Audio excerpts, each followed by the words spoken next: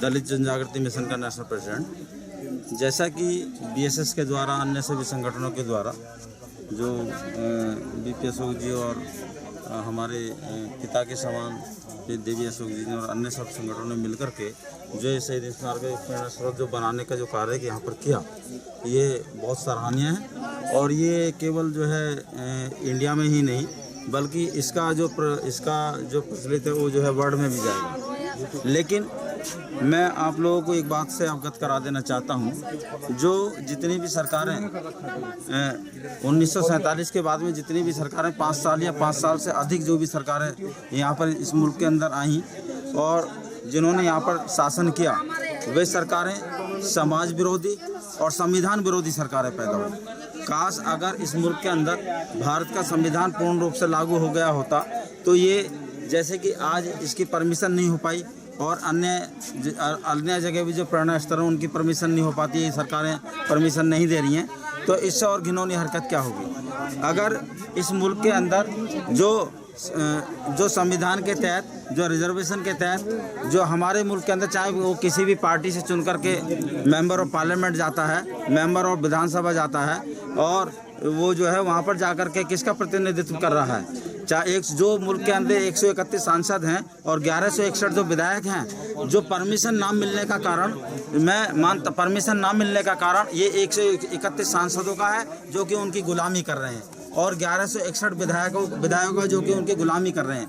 काश अगर 131 सांसद मेंबर ऑफ पार्लियामेंट इस भारत सरकार को और इस देश के प्रधानमंत्री नरेंद्र मोदी जी को और आरएसएस के आका मोहन भागवत को अगर अवगत कराया जाए और विधानसभा के अंदर जो हमारे 1161 विधायक चुन करके जाते हैं वो अपने चीफ मिनिस्टर को अवगत कराएं, जो रिजर्वेशन कोटे से जाते हैं, तो एक परमिशन नहीं, पूरे देश में अगर क्या बोलते बहुजन समाज का कोई छोटा सा भी कार्यक्रम होगा तो उस कार्यक्रम की जो परमिशन देने से वो चूक नहीं पाएंगे। लेकिन क्या है, जो सत्ता के गुलाम इस मुल्क के अंदर जो चुन करके जा रहे हैं, 131 जो सांसद चुन करके जा रहे हैं, वो वहाँ पर जो समाज की लड़ाई नहीं लड़ रहे हैं, वो केवल व्यक्तिगत स्वार्थ की लड़ाई लड़ रहे हैं।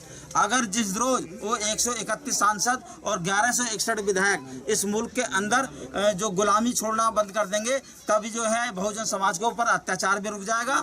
और जैसे कि प्रेरणा स्रोत ये इस बार की परमिशन नहीं हो पाई और इन सारी चीज़ों पर कोई दिक्कत नहीं आएगी।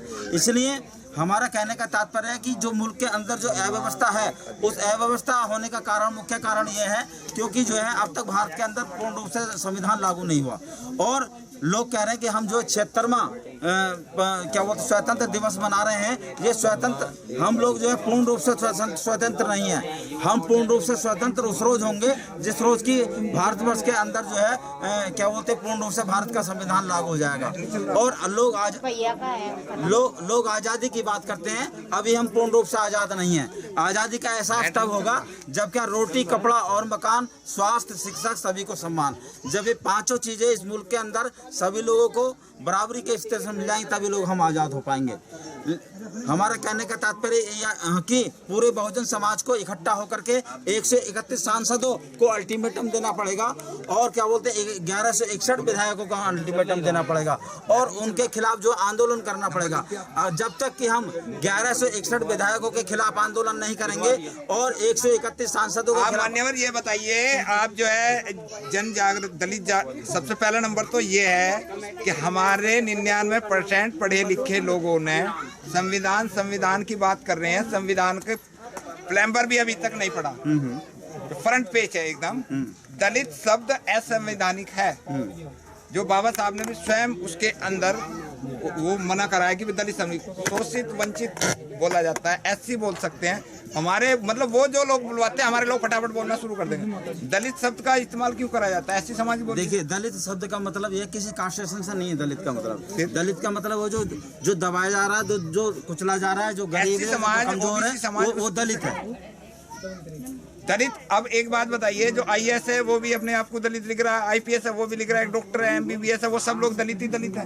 अब जो एक गरीब आदमी, मजदूर आदमी है, वो क्या कहे अपने आप को? दलित की जो सही डेफिनेशन है, जो गरीब है, जो कमजोर चला जा रहा है, वो दलित है। हाँ। जो IAS है, वो IPS है, उसके लिए ये शब्द नहीं है, उसके लिए ये शब्द नहीं है। और हम तो यहाँ तक भी कह रहे हैं, जो क्रिमिनल के अंतर्गत जो IAS PCS लोअर PCS जो उससे अपर लेवल पर चला गया, जो उसे इस चीज का वो नहीं दिया जाए। जो हम तो उस चीज के लिए भी कह रहे हैं, उसमें उसे रिजर्वेशन की बात मत करिए उसके लिए, जो है क्योंकि वो आगे बढ़ चुका है। अब मान्यवर ये बताइए कि आप जो मिशन चला रहे हैं, आप लोग ये बताइए, आरक्षण बढ़ाओ का क्या वो है, हिस्सेदारी के लिए क्या है आपके? देखिए, हमारा कहने का तात्पर्य कि जो रिजर्वेशन की जो बात है, I am not satisfied the reservation.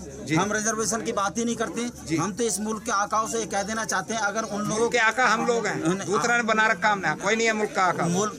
मुल्क के आका जो कि गुलामी से जकड़े में, जो उनकी गुलामी कर रहे हैं, जो उनकी आकाओं की गुलामी कर रहे हैं, जैसे कि आज RSS की सरकार है, भारतीय जनता पार्टी की सरकार है, जो उनकी जो 131 सांसद जो चुन करके गए हैं, जो अपने व्यक्तिगत स्वार्थ में जो डूब गए हैं, जो उनकी गुलामी कर रहे हैं, जिस रोज उनकी गुलामी छोड़ करके और जो है जो उन्हें नेतृत्व करने के लिए सौंपा गया है, और समाज की आवाज को उठाना बंद कर दो, यह इस मुल्क के अंदर अत्याचार होना बंद हो जाएगा। हिस्सेदारी का हमारा आंदोलन कब चलेगा? हिस्सेदारी का आंदोलन तो बहुत पहले से है, लेकिन उस तरफ नेतृत्व करने वाले लोग उस तरफ ध्यान नहीं दे रहे हैं। आप लोग मिशन के जो व्यक्ति समाज में काम कर रहे हैं, उनकी क्या हेल्प करते हैं? देखिए, मिशन के अंतर्गत जो लोग आ रहे हैं, जो काम कर रहे हैं, हम उन्हें जो है संविधान के आर्टिकल धाराओं के और IPC और CRPC। संविधान पूरे देश ने नहीं पढ़ा है मान्य, संविधान को हम लोगों ने आम किताब मान लिया। संविधान को पढ़ने वाले पूरे देश में 7 आदमी हैं।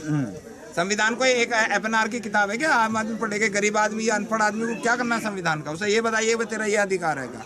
नहीं, संविधान देखिए, जो कमजोर आदमी है, जो गरीब आदमी है, उसका जो हक है, जो बराबरी के जो हक की जो हमारी जिम्मेदारी है, हमारी जो हक की जो बात है, जो हमारा एक जो दायित्व बनता है, जो कर्तव्य बनता है, जो इस मुल्क के अंदर जो जितना IAS PCS जो चुन करके गया है, और जो आपका जो मेंबर ऑफ पार्लियामेंट जो चुन करके गया है, जो उसे नेतृत्व सौंपा गया उनके हक की लड़ाई लड़ने का, लेकिन वो व्यक्तिगत स्वार्थ में डूब चुका है। जब तक कि हम जो नेतृत्व करने वाले व्यक्ति, मेंबर ऑफ पार्लियामेंट और मेंबर ऑफ विधानसभा को, जब तक हम जो है उसका घेराव नहीं करेंगे कि हमारा अधिकार ये है, तो तब तक वो गरीब लोगों को उनका हक दिलाने का काम नहीं करने का। इसलिए हमारा कहने का तात्पर्य है कि सबसे पहले हमें जो है 131 सांसद, 1161 विधायक, उनके खिलाफ हमें आंदोलन करना पड़ेगा, तब जो गरीब आदमी को उनका हक मिल पाएगा। जब चुनाव आता है, जब आंख मीच के लोग वोट देते हैं, वो तो उस वाला है, ये तो उस वाला है, ये तो उस वाला है, ये तो मेरे समाज का है, चाहे दूसरे समाज का हमारा कितना अच्छा भला कर रहा हो, नहीं भाई ये हमारे समाज का है,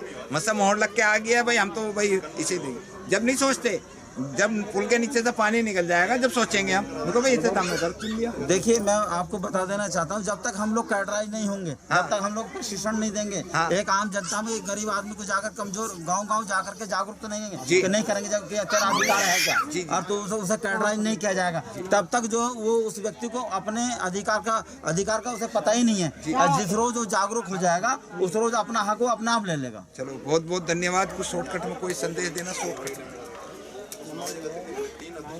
बस मेरा कहने का तात्पर्य सभी लोगों से ये है कि हमको जितने भी 1161 विधायक, 131 सांसद और इस भारत सरकार के प्रधानमंत्री नरेंद्र मोदी जी और मोहन भागवत जी से ये कह देना चाहते हैं कि मुल्क के अंदर पूर्ण रूप से संविधान लागू करो, वरना सिंहासन खाली करो।